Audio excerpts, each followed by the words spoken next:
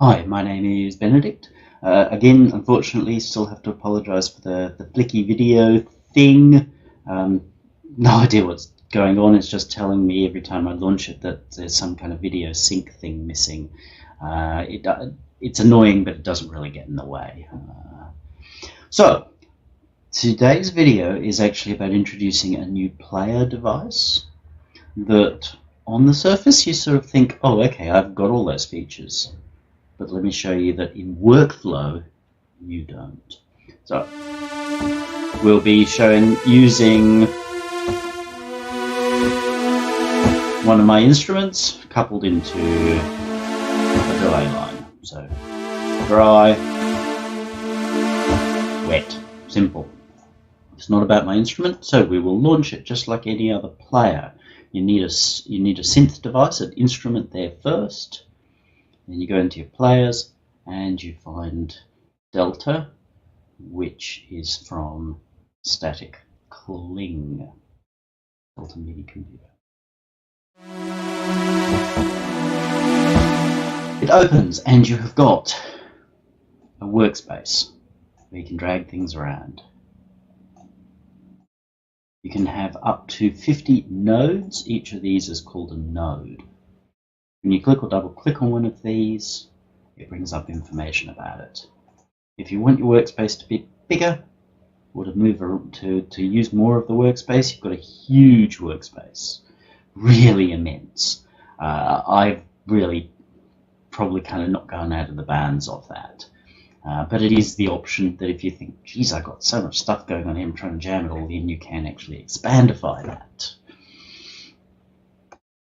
Then we've got the ability to copy and paste devices to get information about each of the nodes, as you saw, and then some general housekeeping.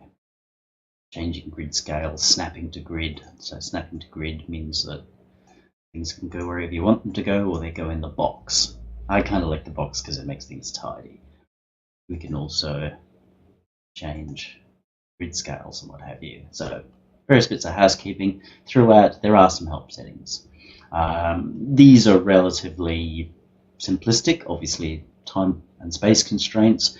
I'm told there's going to be a manual on this as well. The good news is you kind of don't really need the manual. And that's a great thing. This device has actually been in development for a long time. If I look back at some of the original early concepts, some of the alpha concepts, it's come a long way. And the great thing is that Mr. Kling, the developer, has really had a driving focus on workflow and usability. We had some issues with some nodes that were cool, but they messed up usability. So the decision was made, with some frustration, but the decision was made that it was better to go with usability than simply say, yes, I'll tick another feature box. That's good thinking. That is good design. So we've got a whole pile of nodes, and we can use them in various ways.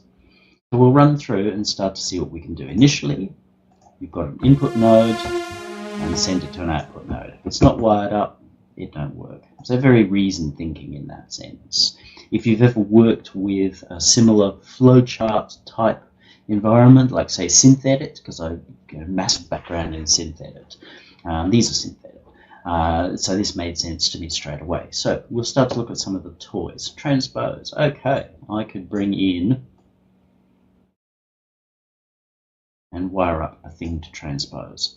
Now, from what I can see immediately from my wiring here is I'm going to play the original note and the transposed note. What I'm about to do will go wrong, but that's for a reason.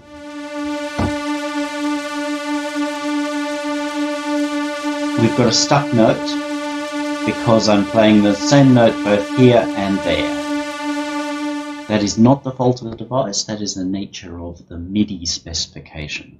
So if you feed MIDI the same note more than once, even if it's nested, as in if you start the note and then you start the same note again, then you are likely to have problems with ons and offs, because MIDI is not designed to be nested.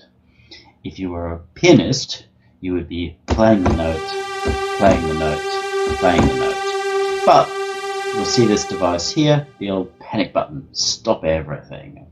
But if you do find you're getting stuck notes, by all means report there's a possible bug, but first check that you are not allowing MIDI to receive the same note at the same time more than once. So we can transpose any amount we want. We will go to plus 12 because that is 1 octave.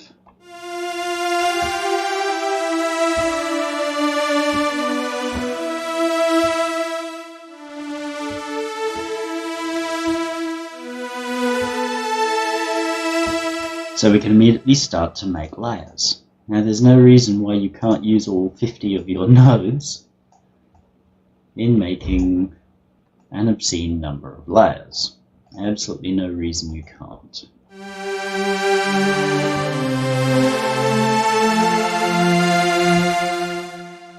Now what is typical is that my bass note is just probably too loud. So I can offset my velocity. Plug that there.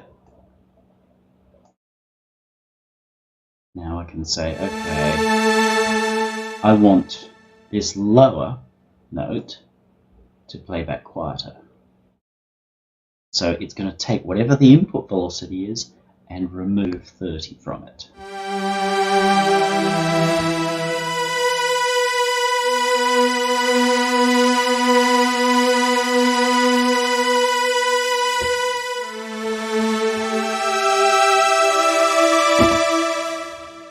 I might want to do the same up here as well, in which case rather than having to go back into my menu, I can highlight or I can drag. Let's just do this, just so you can see. Oh, sorry, cancel is highlight and delete. So I'll show you a couple of things. I'll just distract for a moment. If you control,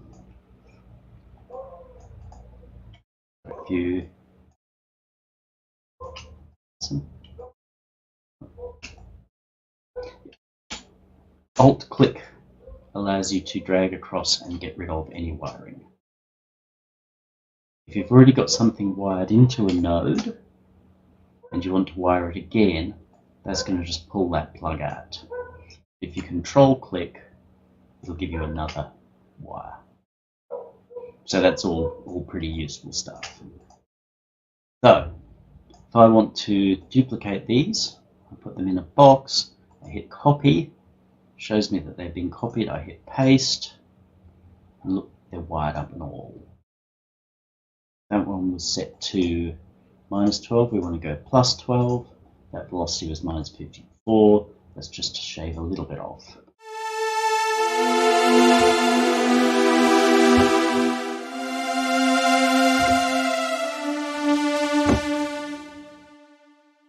So very simply, you can start to do things like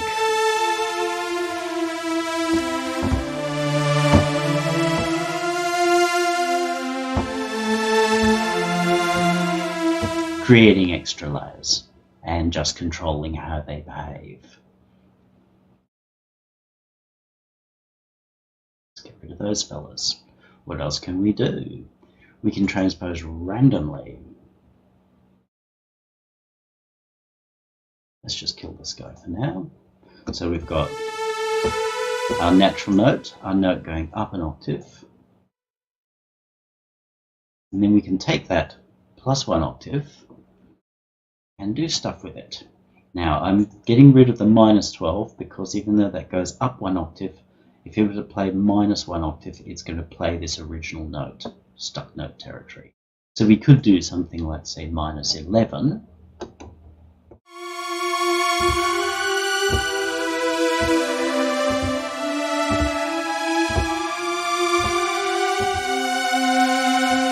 Wonderful musicality, of course.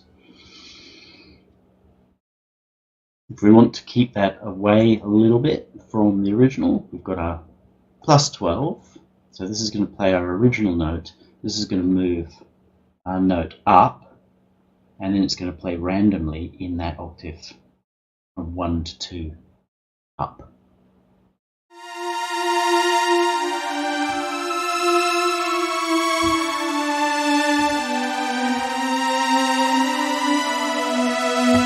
apparently every EDM is paradise. I was looking at some device on Facebook there that Facebook thought I would be dying to have, which is all about how to play random notes. And people seemed eager to buy this thing. I was like, why not just go?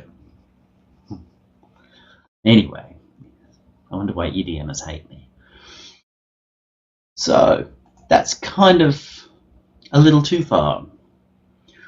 We could set that to always play a particular note. So let's try that. Let's just unhook this. Let's play a set note. I'm going to put this underneath because, generally speaking, if you're going to play a set note, you're probably going to want that to be underneath what you're currently playing. This is inactive because it's not being fed. You can always see what's active, as you've probably noticed, because they flash.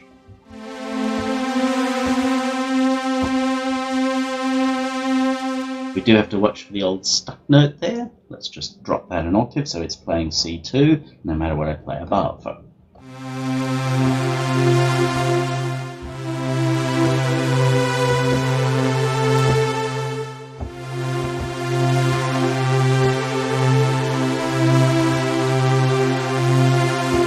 Now in musical terms, that's what's called a grand bass. So just like a lot of you will decide to put your 808 bass on the root note of the piece, this is exactly the same thing. It's a grand bass.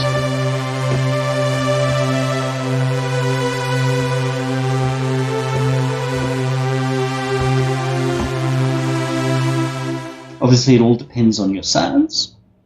I like my stringy sounds, you might like a different kind of a sound. But on each strike,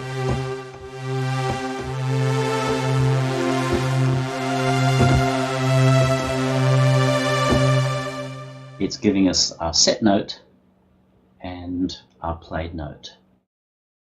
Cool stuff. We'll get rid of that fella and go back to where we were, which was that we were playing our original note and an octave up. Sometimes it's a bit, how's your father? In which case, we can quantize our notes. Who in computer land doesn't like to quantize stuff? You're going to recognize this pretty fast. This locks to key and scale. So we can choose our key and what type of scale and how it corrects. And of course we can say there are certain notes I don't want. Immediately we had a problem with our transposing random in that it was giving us those ghastly black notes. And so much just snap these fuckers off the keyboard. I mean, what use are they to anybody? So we can lock it so that it's only going to play them white keys. Hey, please, Mr. White Keys.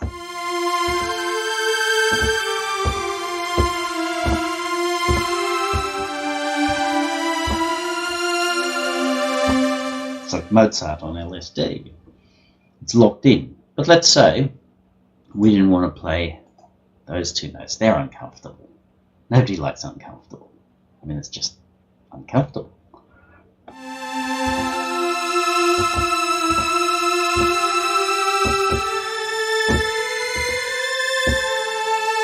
So at the moment, see, I'm split. This is hard to do with the existing players. Even though the functionality is somewhat similar, this is hard to do with ordinary players.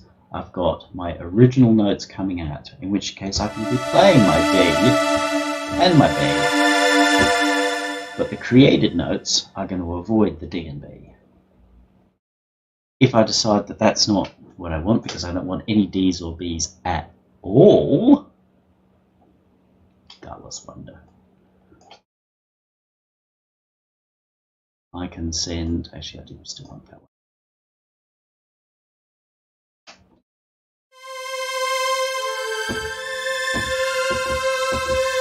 No Ds or Bs for me. So see how fast it is to be able to change your mind and try something different.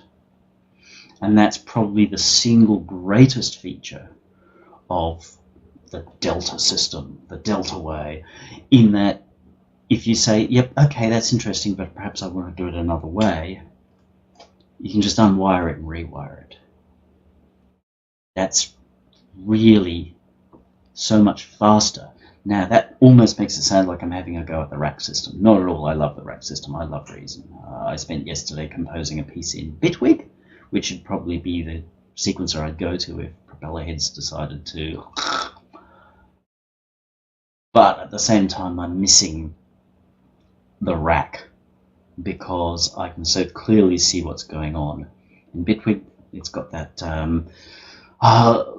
live kind of interface, the Ableton type of interface with the thing down the bottom, so I can see my current track and all the crap that's in it. Sorry, wonderful effects. And it does have nice effects. But I can't see the big picture. It's hard to see the big picture, whereas in the rack you see the big picture. But at the same time, sometimes moving things in and out of racks is not as easy as you might like it to be. This is easy, so it allows you to play with players in an easier way than we could before. Yes, you could drag them around, but it was hard to parallel process your MIDI. This allows you to parallel process your MIDI. If nothing else, that's worth the price alone. But you've got all these extra things we can do. We can also generate ourselves a chord. Let's get rid of that. Enough random crap. Remember, none of us like EDM because it's all just random crap. Let's wire ourselves back in. Our original note. Taking the note an octave up from whatever we play, and then generating ourselves a chord. Also very familiar. This is in C. Shouldn't be any real dramas with that.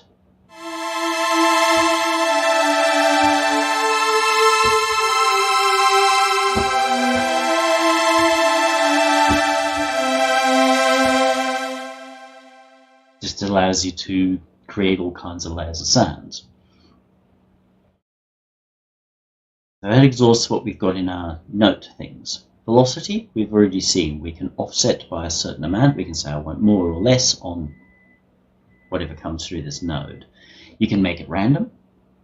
So if we were doing a SH101 type TV sort of sound, then we could actually assign our filter cutoff to velocity and then send a random velocity as we're playing.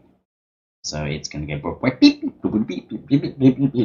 based on the filter cutoff whilst we're still playing the same note that we want. We can also set a velocity. Setting velocity is useful for where you are doing velocity changes. So you can say, here's where I'm starting. You can do that from the sequencer, but if you're not working from the sequencer, then this allows you to set or to constrain things to a particular place in time. Speaking of time, my favorite function of reality is time.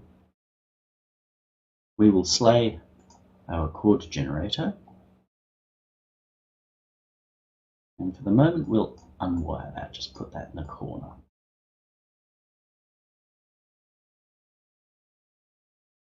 Actually, we'll unwire this too, and we'll ignore that for the moment.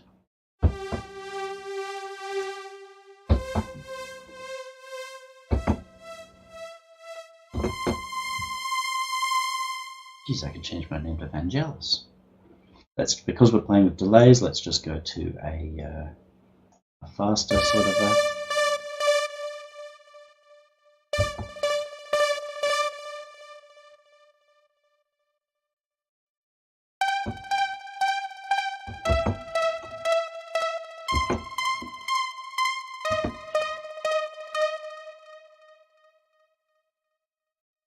Doing that, we might go into pulse waves.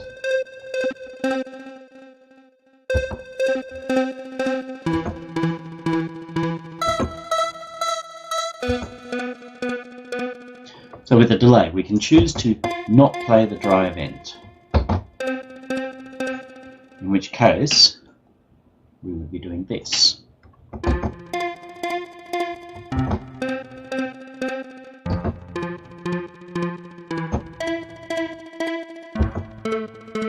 Remember, the leap is from here. If we got rid of that,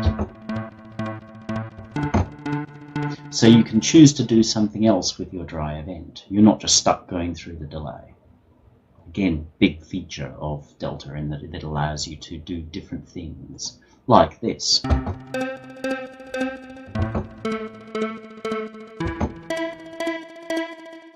Initial note, jump an octave and do our delays. But wait, there's more. We can sync to tempo or not sync to tempo. Entirely up to you how you use that. We can choose our time variance. Then we can do cool things. Let's say we want to use our velocity. Let's just slow that.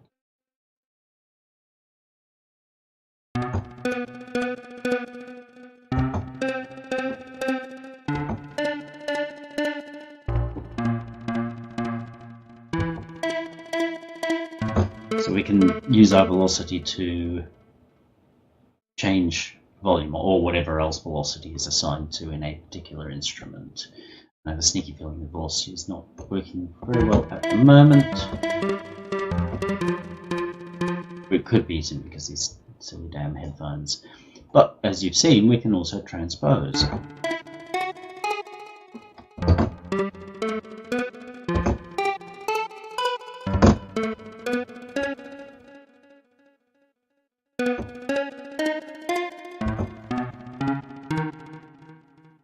Now, not everything that we do there is actually musically useful. So we'll bring back our friend Mr. Quantize. Remember, we'll pop back.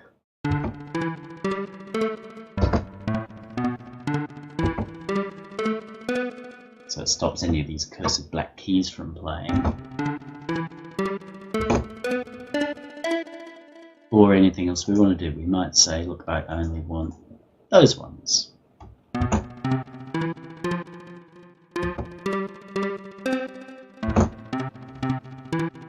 Okay, we get some repetition, but it's locking us into notes we've deemed safe. Or let's say we decide that we want to augment that.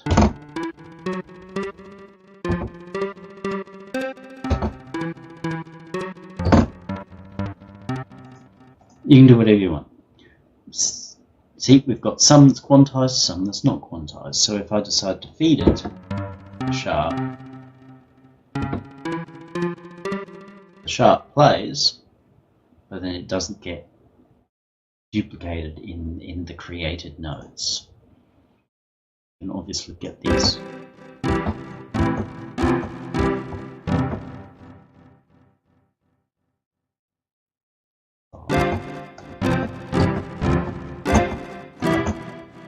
So you can get quite creative, and this is where you can then start to use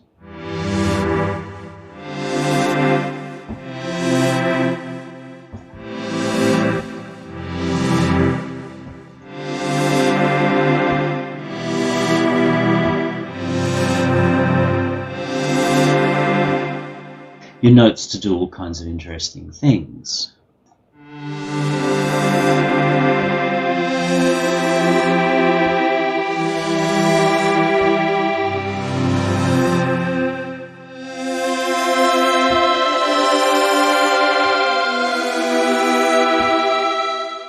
And there's nothing to stop you from taking those things and creating further duplications, because remember, you can have 50 of these nodes.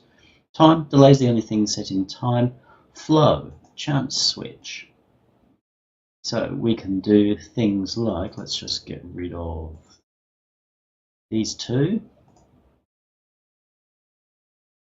Plug him into there. So everything's going through here.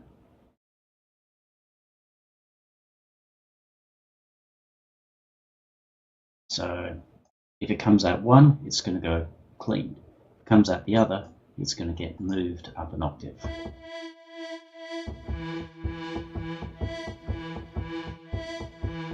Now you can weight the averages. Now, being random, it's technically possible that out of 100 key presses, they all come out of gate number 2. So don't assume just because you hear a string of things coming out of gate number 2 that there's something wrong with the weighting. it is random, so at any given point in time, it could come out of either of those gates. There's a law about it in science and statistics that people often think, oh, well, if it's come out of this gate lots of times, then it increases the odds of coming out of that gate next time. Gambler's fallacy. So if you think that it's unweighted, and the numbers say it's weighted, it's still unweighted. You can, of course, weight it. So there's twice the chance of it coming out the bottom part as coming out the top part.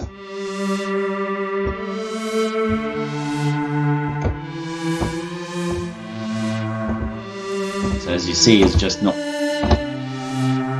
coming out that often. So you can change your weightings. You can also change the number of gates up to 4. So we could have 4 different processes. We could have one clean and then a whole lot of processes. Actually, that reminds me, he counts from 1 to 4 down that way. That's fine. I tend to count from the bottom, he counts from the top. There's no right or wrong on that one. But if you have empty gates and they trigger, they go nowhere, which you can use as a feature. But if you've got them and you don't want them to go nowhere,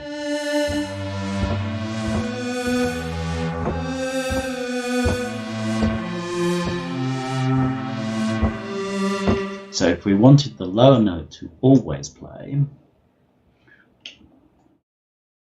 we could do this.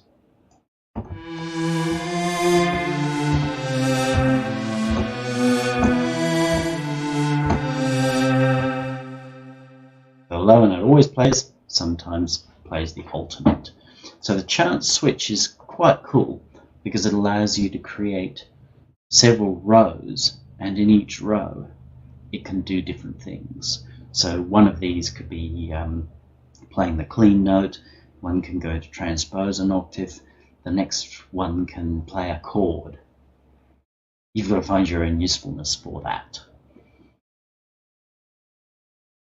Sequential switch. Sounds kind of complex, but it ain't.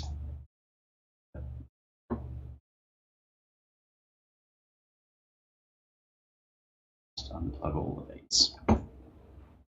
So number 1 will be clean. There. Number 2.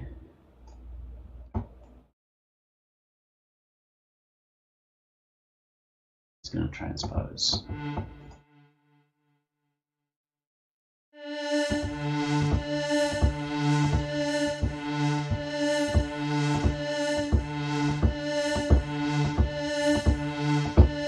See, here with this, it's not random whether we get the alternate.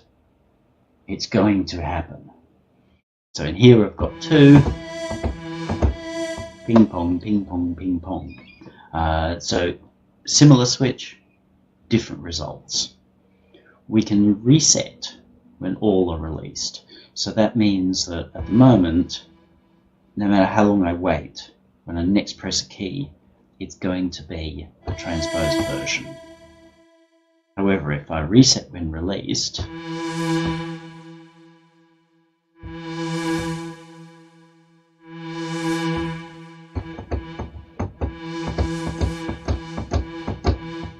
every first note is that, every second note is that.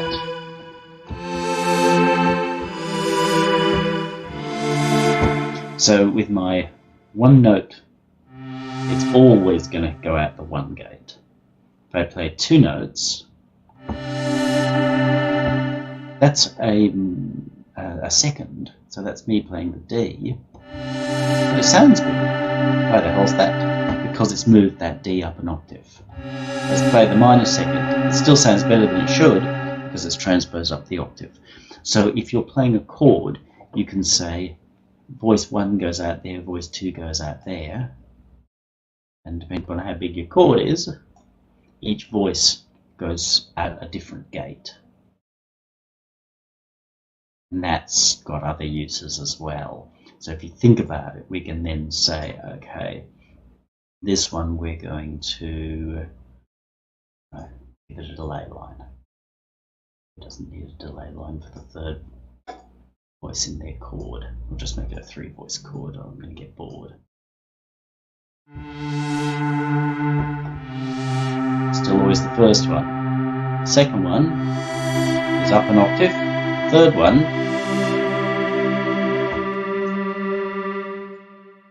let's make that. We've got to be careful with that because it's going to give us a problem. So we'll copy our transpose, we'll paste it. This is again not an issue with the Delta device, it's an issue just with the way that MIDI works.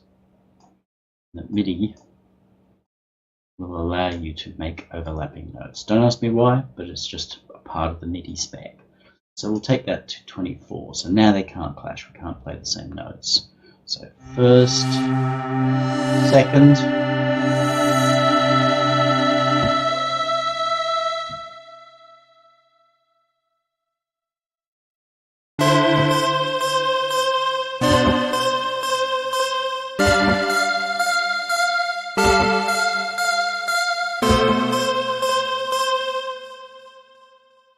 obviously it depends on the sounds that you play as to how they behave.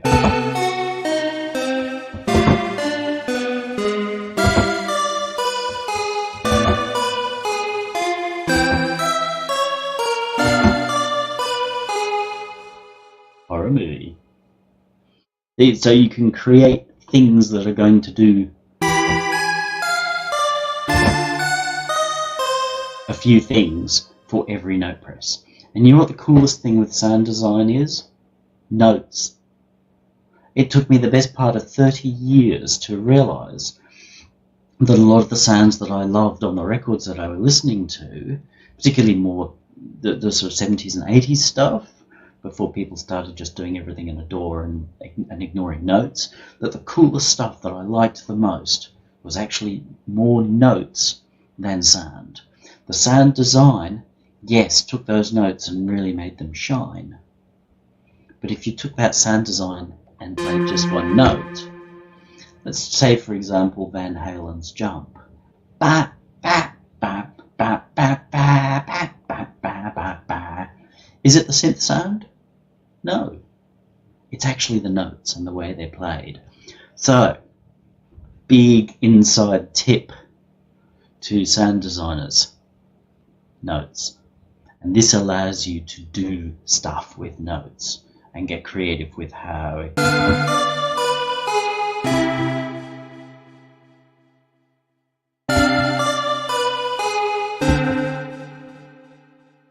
we handle notes. See, really nice little sequence there. You may decide you don't want to play that all the way through, but just the fact that you've come up with that and gone, you know what, that's a really cool little figure. I'm going to send it to track.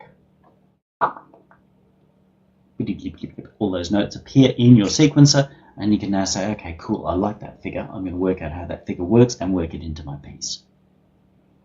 Notes, boys and girls, notes. So, sequential switch is similar to the random switch, but rather than just chucking things out the gates randomly, it will work through in order, and you can then choose whether it always starts with the first note in the first slot, or whether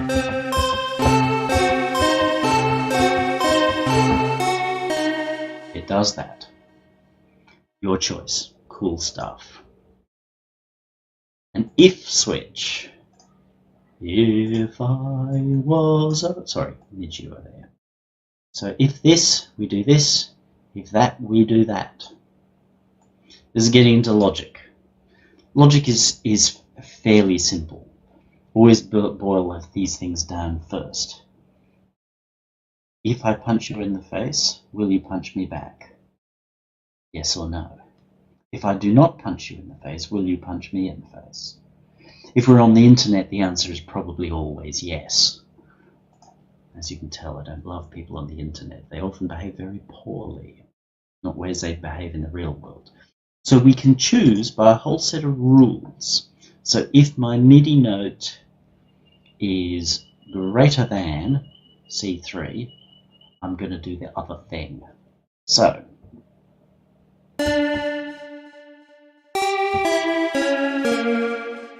so if it's higher than middle C, I'm going out gate 1.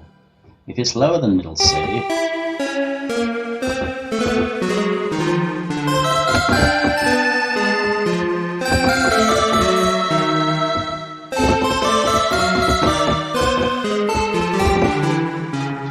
we probably don't want that there. Let's just drop that back.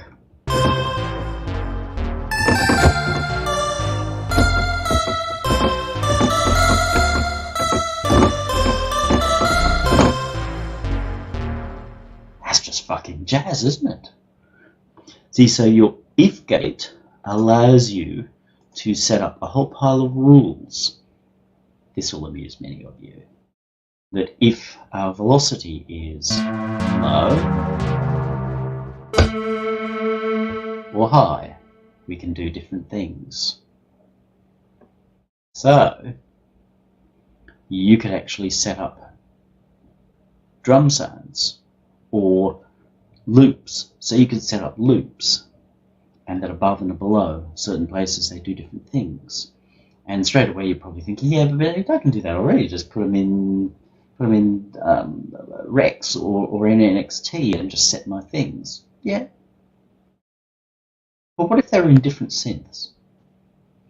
What if one of the sounds was in Thor and the other sound was in Subtractor? What are you going to do now, smarty pants? You're going to buy Delta and give yourself a velocity switch so that some notes will go out Thor, some notes will go out Subtractor. And I'll show you how to do that later. So velocity, note name, so various things, greater than, equal to, less than and equal to, various rules. You're probably going to want to read those in the manual just to work out exactly what they do, but basically they're obvious. So your if gate is pretty cool. Then we've got some utilities to merge and split. If for some reason, and this is really a housekeeping node, if we decided that we wanted to use this as our point of splitting at the hardware.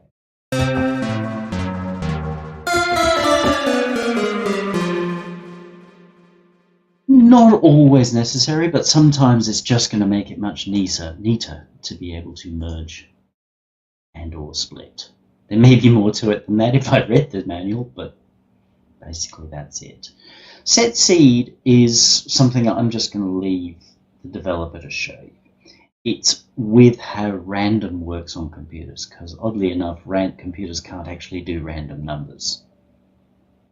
What use are they? Seeds control how random numbers work. I'm not getting into it. Remember before I said if you had ifs, you could send one note, based on the rule, you could send one note to Thor, and if it trips the rule, you can send the other note to Subtractor. This is how you do it. You use a CV output. There's hiding around the back of this fella. We've got CV outputs. Gate and note, 8 of the numbers. They are useful. So that basically runs you through the thinking of what you can do with it. So let's look at some I prepared earlier. Empty that. Thank you, Steam, for doing whatever it is you're doing.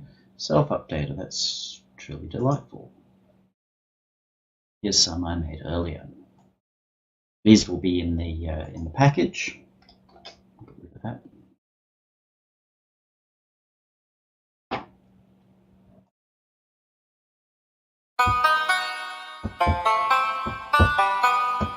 Let me just walk you through how they work.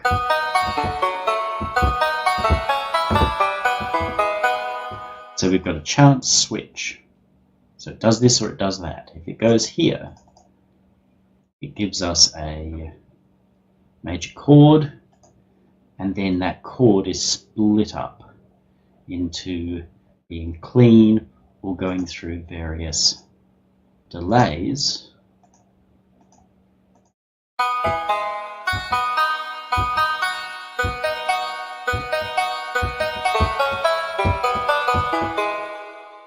So rather than playing exactly the same sequence every time, it's got the choice of playing this or that. Now, contrary to most EDM people, and sadly a lot of rock guys these days, you don't play the same riff over and over and over again for 3.5 fucking minutes until everybody wants to kill their fucking selves.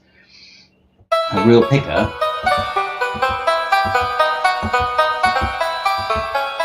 will play variations around that. So just as in very basic theory, you might play your major triad in the first position, so C, E, G, you might another time play it as C, E, and the G below.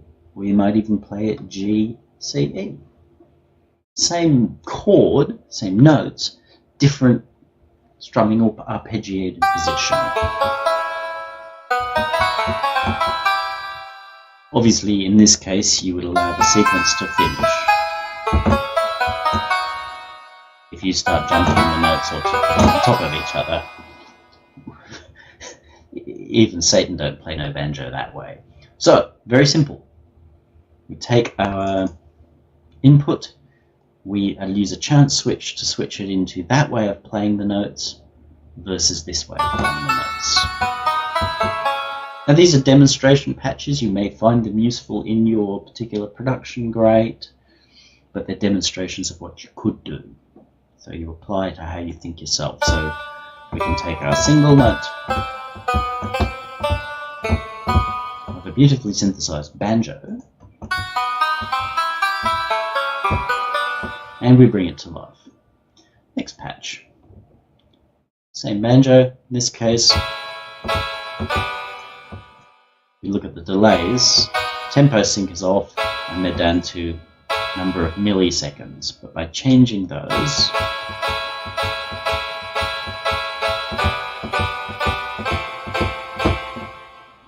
banjos don't sound as cool when they're strummed.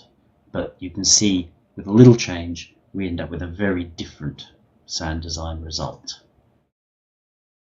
This is basically where I started. Let's look at the basic sound. Nice and polite.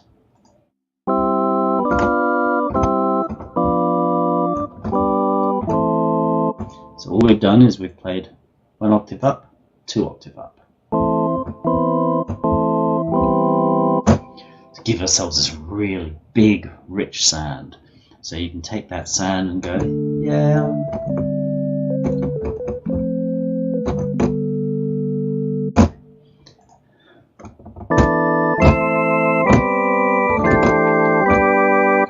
It's like Bon Jovi. So don't ever laugh at that kind of trick. It's surprisingly useful. And because you're using the same instrument, it ties together. Remember, we could use a different instrument, and I'll show you how. You could choose each octave layer. But same thing, just so much more. So you don't need to change your notes. This is a sort of thing you might do early when you're designing your sound and creating a piece, but if you've got your piece and you're going through and you're going, but you've decided that you want the whole thing to be a lot more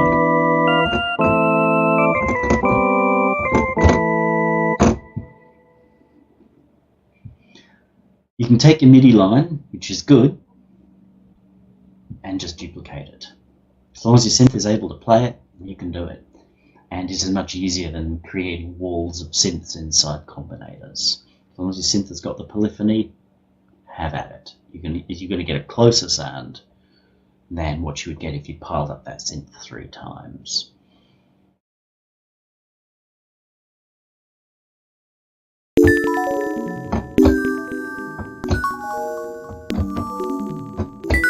So we're splitting our sound into 2 lines. First line, just to break the second one.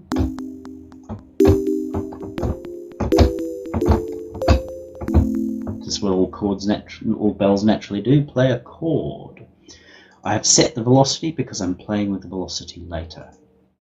Here we play with velocity, so I want to make sure there was enough velocity in the first place to make the whole thing fire. Otherwise, if you play the notes too softly, as I am prone to doing, nothing comes out. Second line, we move up 3 octaves, and then we drop 7 semitones and shed a bit of velocity at the same time. 30. Here's where we output. That way.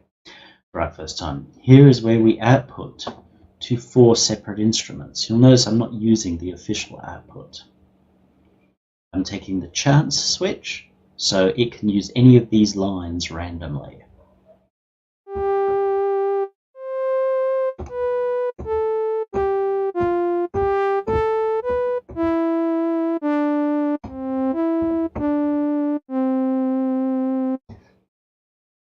You will hopefully, as long as you're not using an iPhone speaker or something god awful, hear that there's a difference when each one of these outputs triggers. The sound is slightly different. It's not so much from my playing, it's that I've got 4 versions of the patch which are all a little different from one another. So filter 64 there, it's obviously a little higher there, it's 65 there.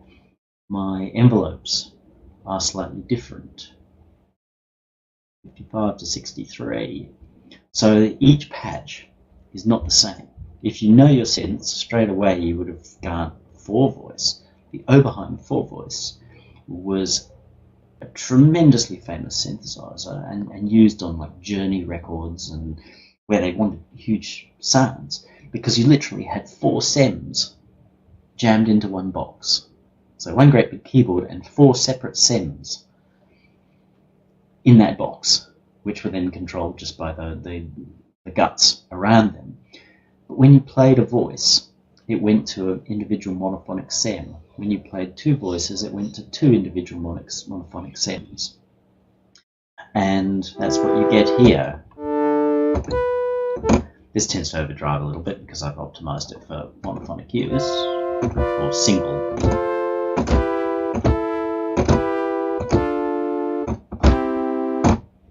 Let's just turn this bell up a bit.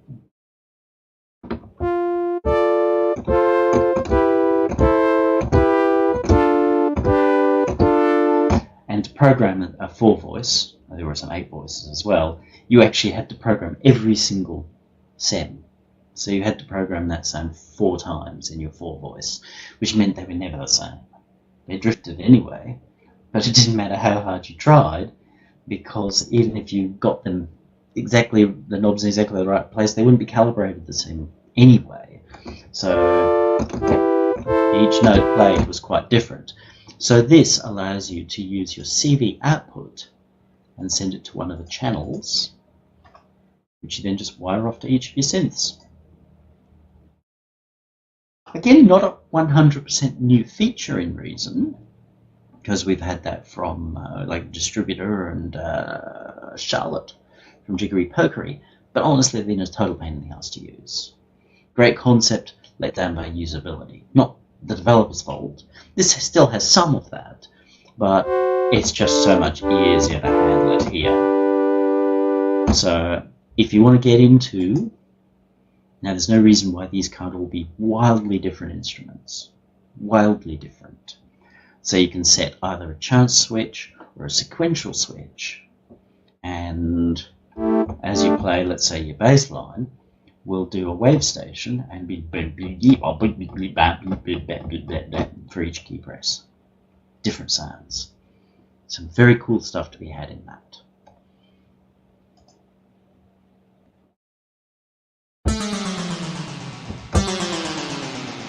So this one just quite simply, it starts up an octave, because if we start on the key we press and go down an octave, someone's going to press C1 and then wonder why they're like a broken Harley. So it takes your key that you play, plays key up, and then descends. Nice and simple, but really effective in a chime type situation. Grand start. I love this one. This one is grand. Let's look at what this fella does after we hear what it does.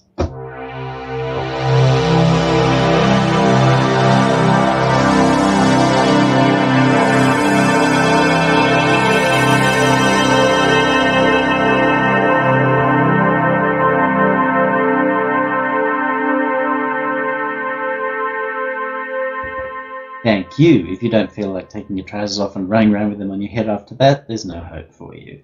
So very simply, it's just gone out to a lot of delay lines. Each one has different timings, transpositions, and it builds up. Play one note, hold it, get this huge wow of sound, as you heard. Amused me. Group chime. This one's clever.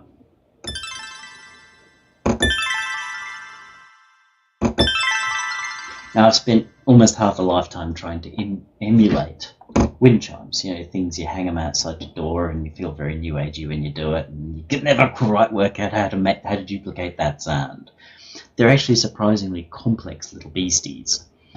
So here, we're transposing up an octave, we're delaying using random because they don't work in time, which is part of their beauty. They're like fish, they just do whatever the hell they want, based on some laws of physics or fishness or something or other.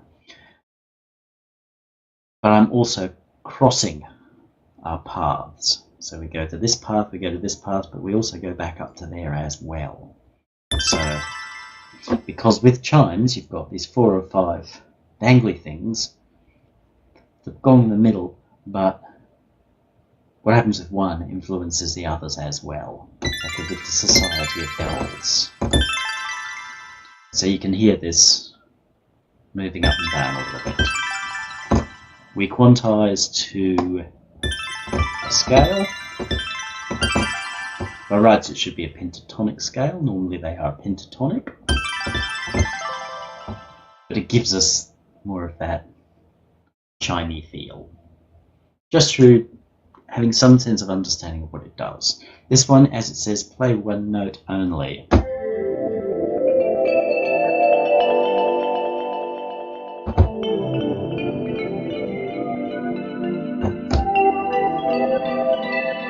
So as you have probably observed, it's essentially the same as the one before, but optimized for more of a pad sound.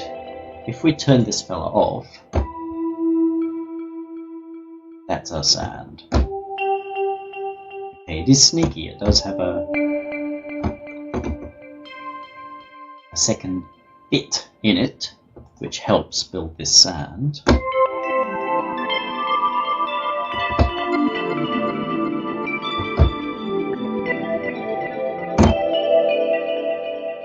How's that for sound design? Try doing that without notes. Delighted with that one.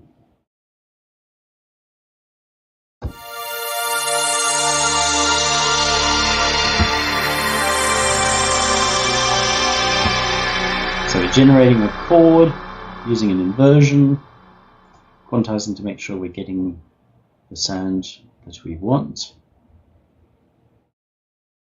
Delaying down here, just dropping octaves. So,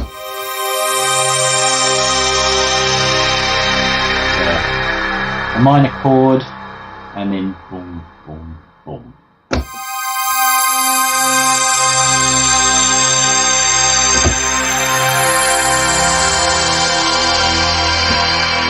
Really effective scene setting sound, that kind of thing.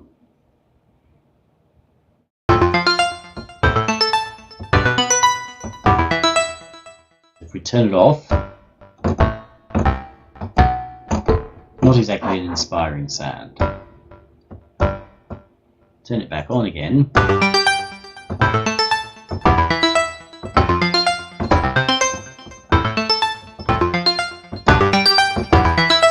And if you're not feeling Vince Clarke, you shouldn't be watching this. Octave high and rising.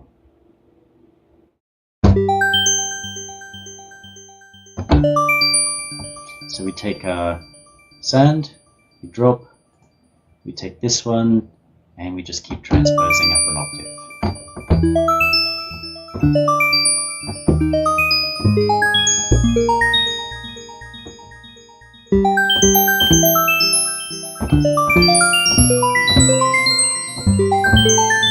Probably more an effect type sound, but nonetheless, hear how there's so much more going on than if I were to just do this.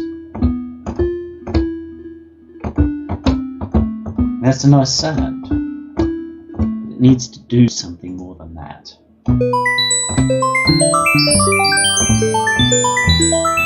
So the notes really make that sound design. And this is one that's going to trick you. Remember I said chimes are really pentatonic? So we've gotten ourselves our major pentatonic scale, which allows those notes and those notes only. And we're going to transpose randomly across 9 notes. Keep them in.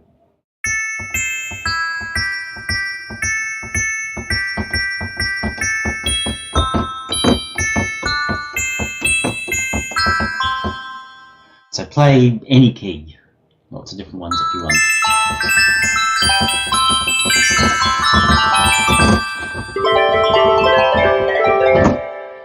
We can change our chord tone, go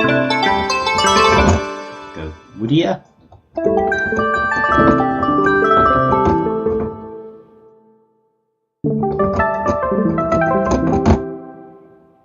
Bamboo.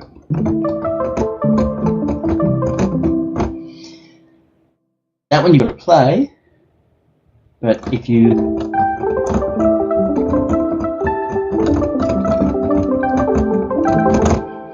do something that's appropriate, and you've got to get the right feel,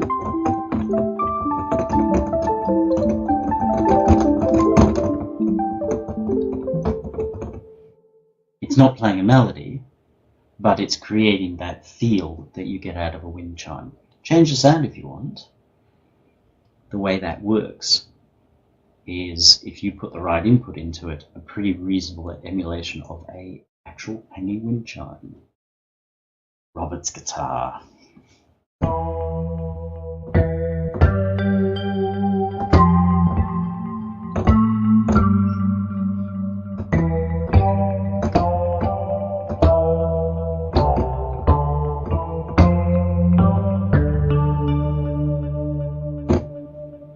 So by now we should all be thinking songs about spiders. Very simple, chance switch, which is weighted, so mostly it does nothing. It merely plays us a lovely pure guitar, but every now and then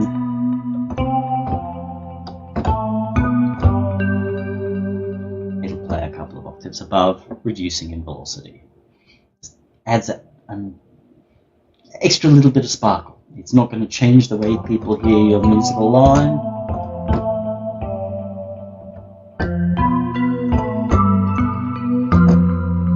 Just adds a little bit of sparkle to it at some point. Based on the same logic,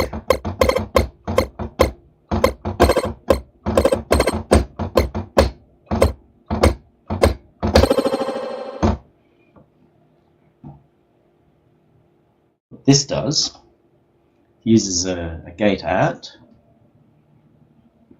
trigger, reverb unit,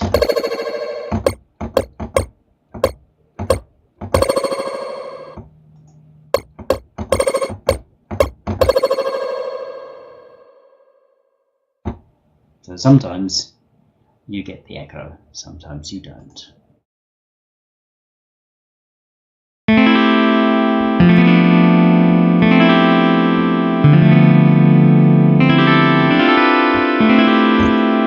Taking a delay, we can set our strum time here. Unfortunately, nothing in this can be automated. That's probably my biggest beef with it, but it would be a nightmare. It's exactly the same thing. People are going to ask this, and it's exactly the same argument we had when NXT came out. That people said, why can't we automate at the sample level inside the filter per layer? Where you could have essentially an infinite number of layers. how is the computer going to manage to keep track of those? So things not being automable is a slight issue, but where there's a will, there's a way, or print everything off to the track. Because really what you're doing is creating an extra note, messing with notes.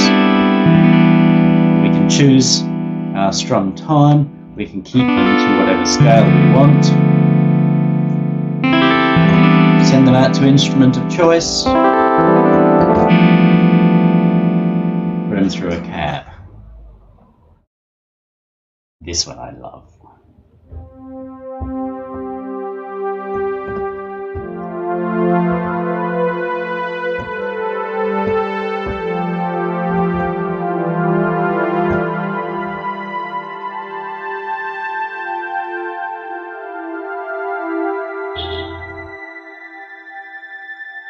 I'm just so damn good, I keep playing even though I'm no longer playing. It's surprisingly simple, and some of the best things are really simple.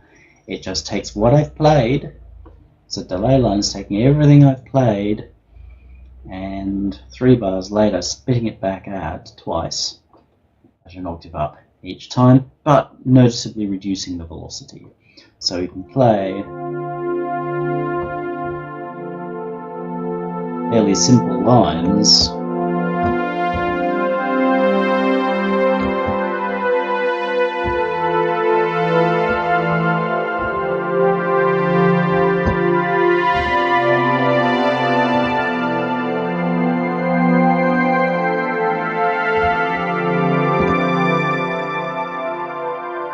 and have them echo out to make my prowess more powerful. As long as you don't have a problem with the limits of CV, you could be sending those notes out through CV as well to other devices. So I could be playing my lovely line down here and having one or both of those echoes come out different instruments. And this is the coolest thing ever. I did have a TB version of this, TB303 version of this, but it had to get sacrificed. But for the greater good.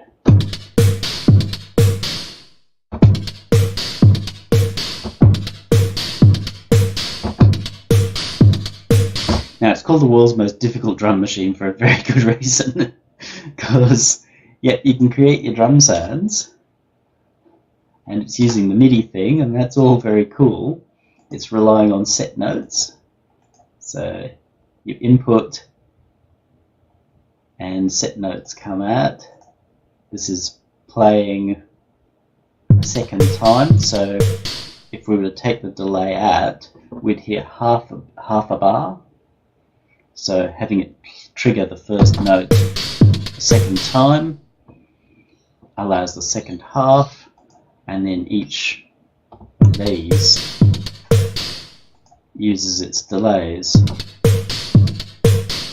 to control how it outputs things. It's much easier to use a drum sequencer, let me tell you. But I wanted to know what was going to happen.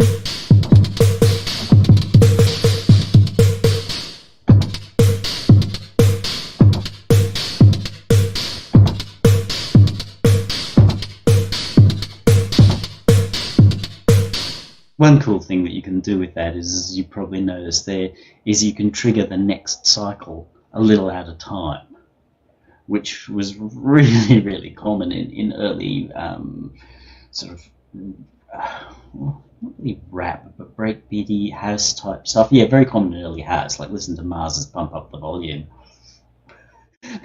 That movement is actually really superb. That's part of why it's such a great track, because it's really sticky taped together.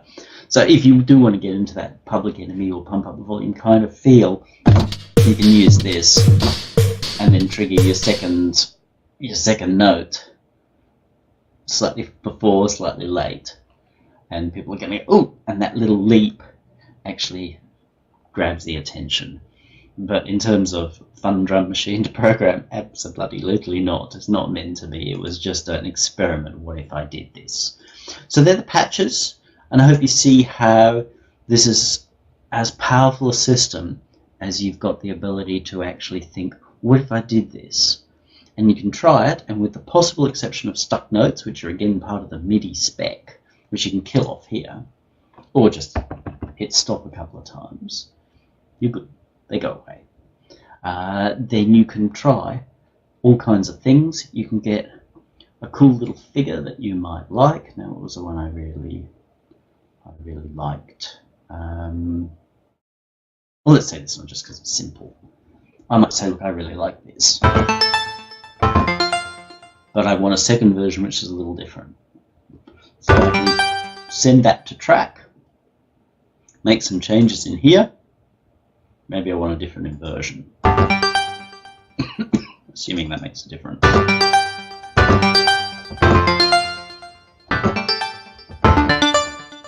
Whatever, I can add in the notes.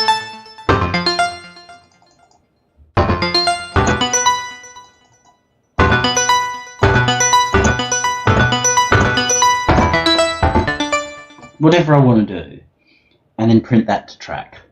And that's a good way of starting to create these little MIDI, I won't say phrases, you could create whole phrases in here, but these are just little sections out of which you can create something else. They're motifs, or I said the right word before, I've forgotten what it is.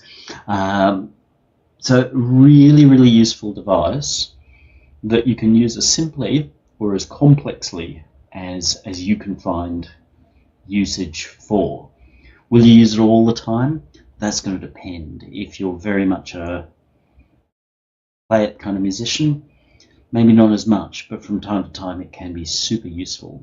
As you saw with the Wild on the Moors one, still stays very much in the realms of musical.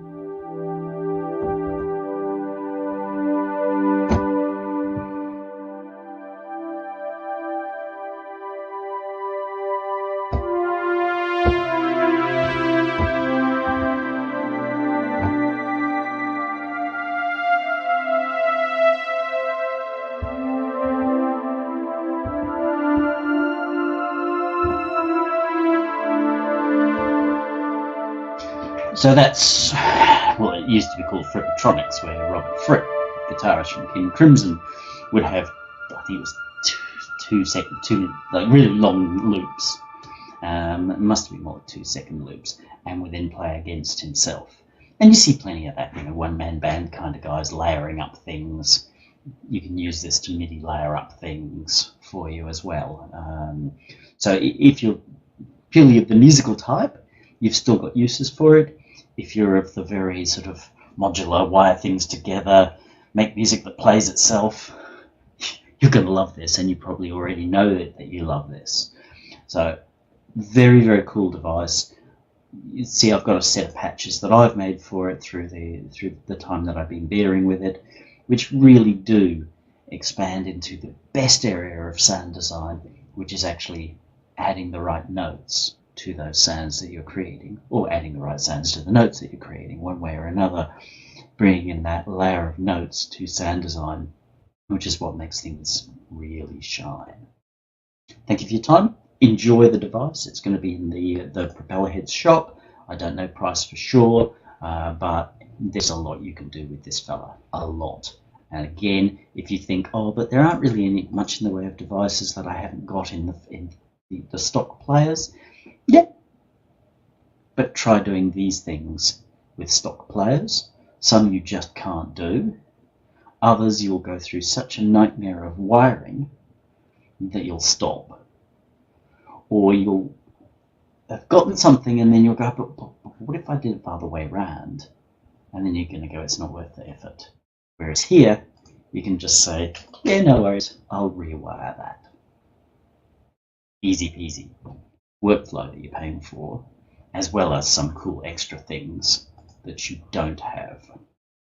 Some velocity stuff, but really in the flow control is where you start to get really different things, and to some extent your outputs as well. Thank you again for your time.